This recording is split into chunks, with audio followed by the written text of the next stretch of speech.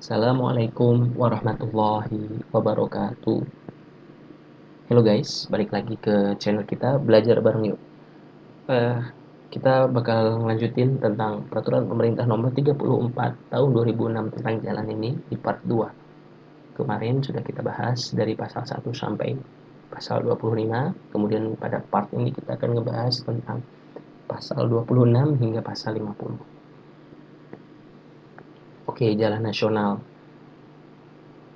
terdiri atas jalan arteri primer, jalan kolektor primer yang menghubungkan antar ibu kota provinsi, jalan tol, dan jalan strategis nasional. Pasal 27, jalan provinsi terdiri atas jalan kolektor primer, jalan jalan strategis provinsi, jalan di daerah khusus ibu kota Jakarta, dan jalan kolektor primer yang menghubungkan antar ibu kota kabupaten atau kota. Dan yang menghubungkan ibu kota provinsi dengan ibu kota kabupaten atau kota. Pasal 28 berikut ini terdiri jalan kabupaten terdiri atas beberapa komponen, yaitu kolektor primer, lokal primer, jalan sekunder, dan jalan strategis kabupaten. Seperti dapat dilihat pada ayat A, B, pada poin A, B, C, D. Pasal 29, jalan kota adalah jalan umum pada jaringan jalan sekunder di dalam kota. Jalan desa adalah jalan lingkungan primer dan jalan lokal primer yang tidak termasuk jalan kabupaten sebagaimana dimaksud dalam pasal 28 huruf B di dalam kawasan pedesaan dan merupakan jalan umum yang menghubungkan kawasan dan atau antar pemukiman di dalam desa. Pasal 31, kelas jalan dikelompokkan berdasarkan penggunaan jalan dan kelancaran lalu lintas dan angkutan jalan serta spesifikasi penyedia prasarana jalan. Pembagian kelas jalan berdasarkan penggunaan jalan dan kelancaran lalu lintas dan jalan diatur sesuai dengan ketentuan peraturan perundang-undangan di bidang lalu lintas dan angkutan jalan. Kelas jalan berdasarkan spesifikasi penyediaan prasarana jalan dikelompokkan atas jalan bebas hambatan, jalan raya, jalan sedang, dan jalan kecil.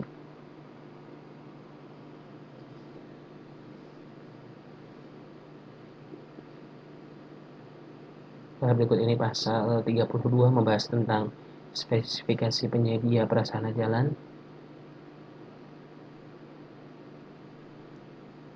Kemudian meliputi pengendalian jalan masuk, persimpangan sebidang, jumlah dan lebar jalur, ketersediaan median, serta pagar.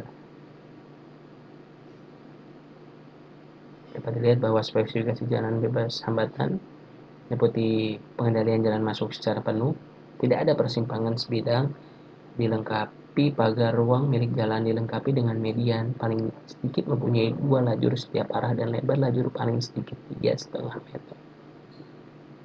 Kemudian spesifikasi jalan raya yaitu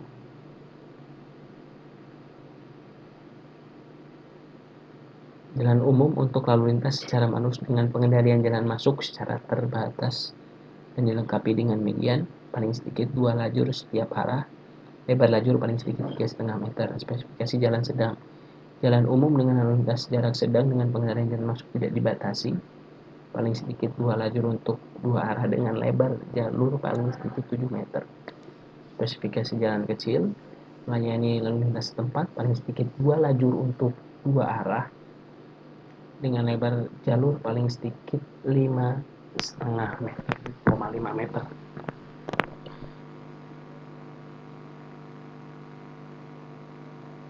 Untuk lebih lanjut, diatur dalam peraturan menteri. Pasal 33, bagian-bagian jalan meliputi ruang manfaat jalan, ruang milik jalan, dan ruang pengawasan jalan atau biasa kita singkat rumaja, ruang manfaat jalan, rumija, ruang milik jalan, dan ruang pengawasan jalan atau rumasja. Pasal 34, ruang manfaat jalan meliputi badan jalan, saluran tepi jalan, dan ambang pengamannya.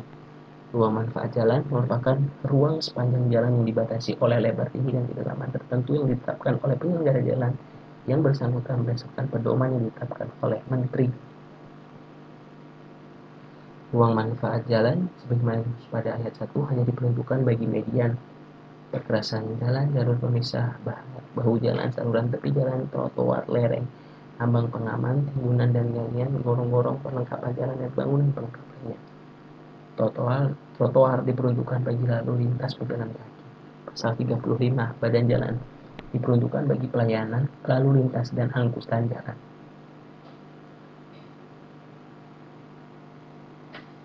Oke, selanjutnya pasal 35 ayat 6 ini, tinggi ruang bebas bagi jalan arteri dan jalan kolektor paling rendah 5 meter.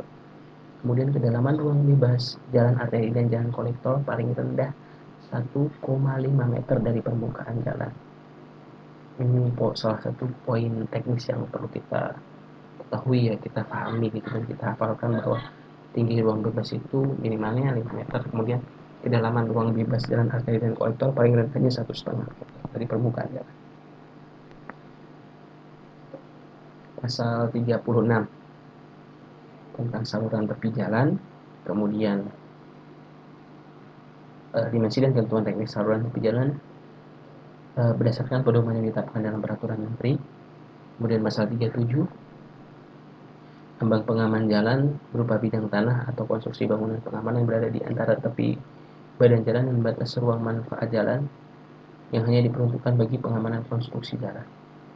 Pasal 38, setiap orang dilarang memanfaatkan ruang manfaat jalan yang mengakibatkan terganggunya fungsi jalan.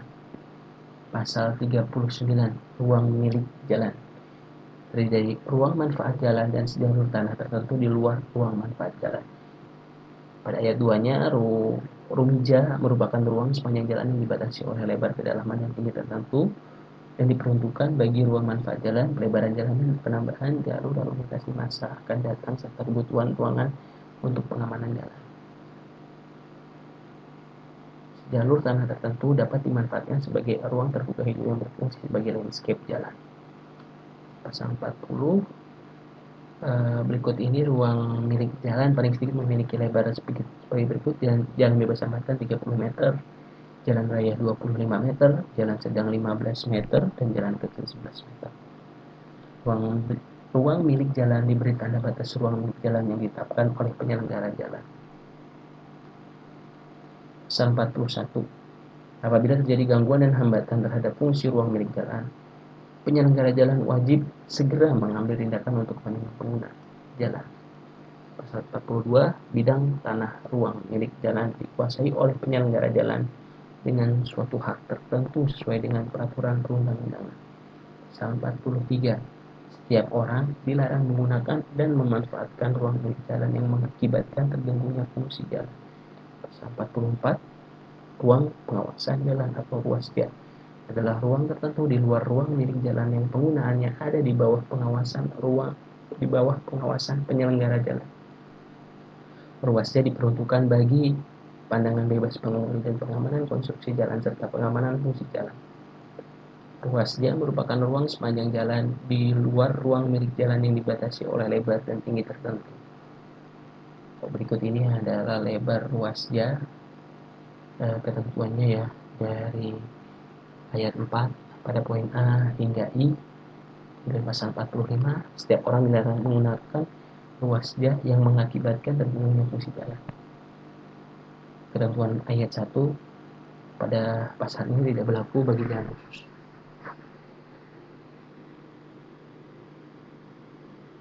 Kemudian pasal 46, pemanfaatan bagian-bagian jalan meliputi bangunan utilitas, penanaman pohon, dan prasarana moda transportasi lain.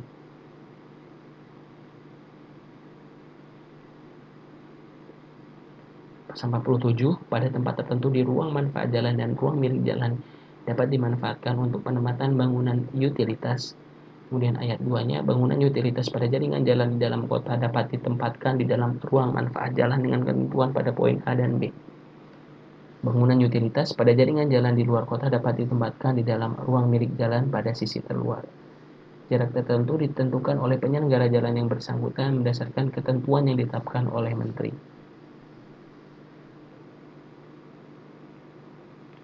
Pasal 48, ketentuan lebih lanjut mengenai persyaratan pemasangan, pembangunan, perbaikan, penggantian baru, pemindahan, dan relokasi bangunan utilitas yang terdapat di dalam, pada, sepanjang, melintas, serta di bawah ruang manfaat jalan dan ruang milik jalan diatur dalam peraturan menteri. Pasal 49, ruang manfaat jalan dan atau ruang milik jalan bersilang, berpotongan, berhimpit, melintas, atau di bawah bangunan utilitas, maka persyaratan teknis dan pengaturan pelaksanaannya ditetapkan bersama oleh penyelenggara jalan dan pemilik bangunan utilitas yang bersangkutan dengan mengutamakan kepentingan umum. Pasal 50 ayat 1. Pohon pada sistem jaringan jalan di luar kota harus ditanam di luar ruang manfaat jalan. Pohon pada sistem jaringan jalan di dalam kota ditanam di batas ruang manfaat jalan, median, atau di jalur pemisah. Penanaman pohon ditentukan berdasarkan pedoman yang ditetapkan oleh Menteri. Itulah video kita pada part 2 mengenai PP nomor 34 tahun 2006. Terima kasih telah menonton. Semoga bermanfaat. Wassalamualaikum warahmatullahi wabarakatuh.